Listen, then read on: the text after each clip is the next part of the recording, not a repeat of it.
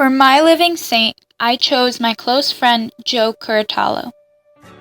Joe was born on April 15th. He just recently turned 17 years old. He lived in New York for 1 year before moving to Florida. He is currently a junior at Archbishop McCarthy High School and is going into his senior year.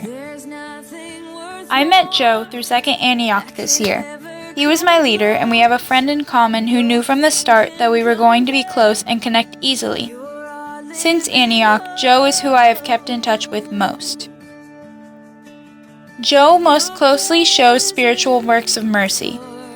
He counsels the doubtful. He is in peer ministry and leads those younger than him and not secure in their faith to grow a closer relationship with God. This Bible verse closely represents counseling the doubtful. Proverbs 19:20, "Listen to counsel and receive instruction, that you may eventually become wise." He admonishes the sinner.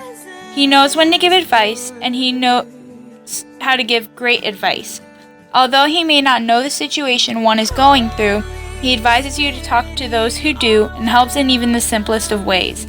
He never judges. He understands everyone is different and forms his opinions on people only about what he knows for sure.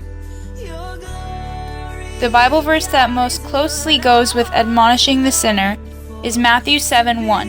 "Stop judging that you may not be judged."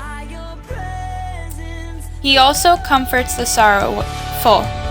He sits and listens to those who need to do something as simple as vent. He will listen to the hardest and deepest of problems. He will even give a comforting hug and lend a few words which can make anyone feel a million times better. The Bible verse that most closely represents comforting the sorrowful is Isaiah 40, verse 1. "Comfort, give comfort to my people, says your God." He even prays for the living. I can always count on Joe to pray for me if I ask, and even when I don't. I've been told many times by others that he has sent out many requests to others to pray for me while keeping my anonymity, although they know who it is for. The Bible verse that most closely represents praying for the living is 1 Timothy 2, verse 1. "First of all, then, I ask that supplications, prayers, petitions, and thanksgivings be offered for everyone." Joe has made a huge impact on my life personally. He has taught me to trust in the Lord and that it's okay to feel down sometimes. Just as long as I stay faithful, everything will turn out the way it should in the end, although it may not be the way I expected.